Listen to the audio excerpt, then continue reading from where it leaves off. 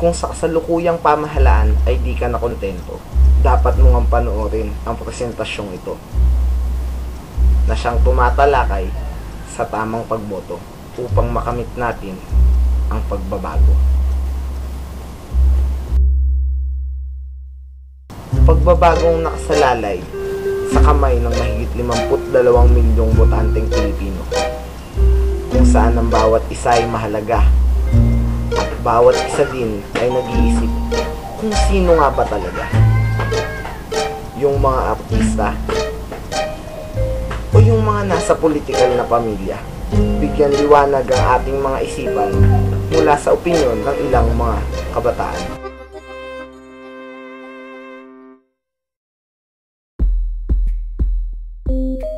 Ang politika ay hindi isang bola na pwedeng pagpasapasahan para lang mapanatili ang kapangyarihan, at hindi rin isang negosyo upang pagyamanin ang sariling angkan. Ang political dynasty ay halos lahat ng kapamilya ay nagsasaya sa pera galing sa kaban ng bayan. Hindi ko nilalahat ng mga ito, ngunit ito ang kasalukuyang nangyayari sa ating bansa. Hindi lamang dahil sa impluwensya ng kanilang mga magulang, kamag-anak o kung sino man, kundi dahil meron silang paninindigan, talento at kasanayan. Hindi isang parang family business ang politika, na puro magkakamag-anak at parang sila na lang ang nasa pwesto, kaya ang nagiging resulta ay hindi mahinto ang katiwalian sa ating gobyerno. Marami ng mga artista ang sumusubok pumasok sa politika, pero bakit hindi na lang natin hayaan ang mga taong may alam talaga sa politika? Hindi yung mga taong ginagamit lang ang kasikatan. Ang gusto lamang nila ay magkaroon ng pwesto para magkaroon ng kapangyarihan at maparami ang kanilang kayamanan. Dapat pumili tayo ng mga taong totoong may malasakit sa bayan. Nakatutulong man o nakasasama ang pagkakaroon ng political dynasty sa isang bansa. Sa huli ay kailangan pa rin nating suriin at tingnan kung hanggang saan ang kakayanan ng mga ito. Isang demokratikong bansa, ngunit sa pamumuno ay isang monarkiya. Isang pamilya kung saan may dakilang layunin, dakilang panlalamang sa ating bayan. Di ba't kanya-kanyang angkan lang namumuno sa bayan natin? Binubulag nila tayo sa mga pangako nila. Maraming umaasa sa mga pangakong binibitawan, at ang mahirap ay ang mapako sa mga pangakong iyon. Political dynasty sa aking tansya ay hindi naman magkakabisa kung tayo ay magkakaisa. Kaya ang pagbabago ay dapat sa ating magmula. Bumoto tayo ng gusto, bumoto ng ayon sa gusto.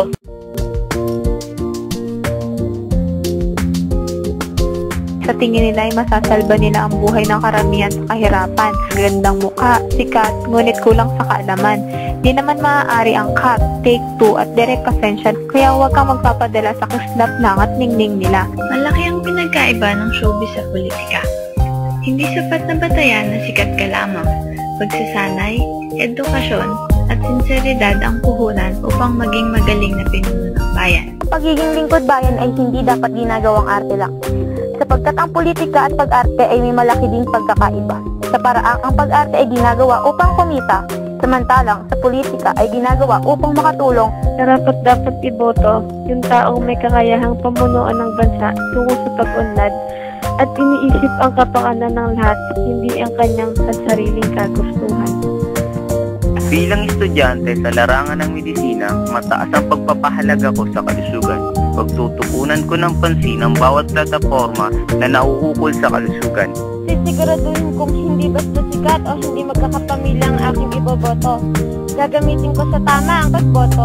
Ngayon ang magbibigay sa atin ng pag-unlad sa ilang taon.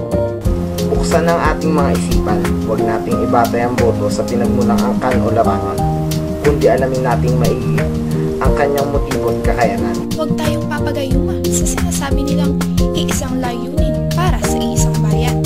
Magkakadugo na nagkakampihan, ngunit sa kritisismo ay nagtataguan. Mahalagang malaman natin ang mga nagawa na nila. Bumoto para sa pagbabago.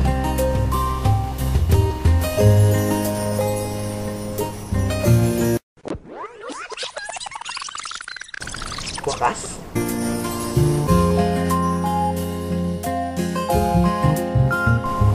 Hindi ba ito ang wakas ng ating mga responsibilidad?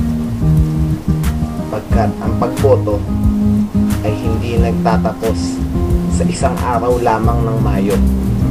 Bantayan natin ang bawat kandidato na iniluklok natin sa pwesto.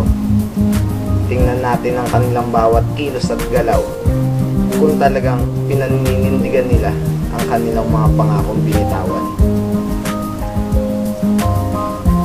Kung sa kabuuan, tila hindi mahalaga kung sang pamilya o larangan ng kanyang pinagmulan, maging siya ay artista o ano pa man, kahit ano pa ang apelyido na kanyang pinanghahawakan. Magkaroon tayo ng pantay na pagtingin at iboto ang may katwiran. Nasa atin nga ang kapangyarihan, pero hindi natin maluloko ang ating mga sarili.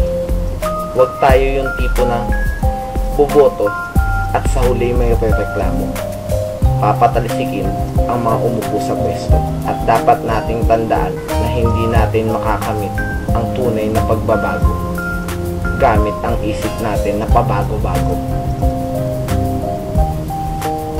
Tumutok tayo sa isa nating layunin na mapaunlad ang bayan natin at nang makamit natin ang tunay na pagbabago.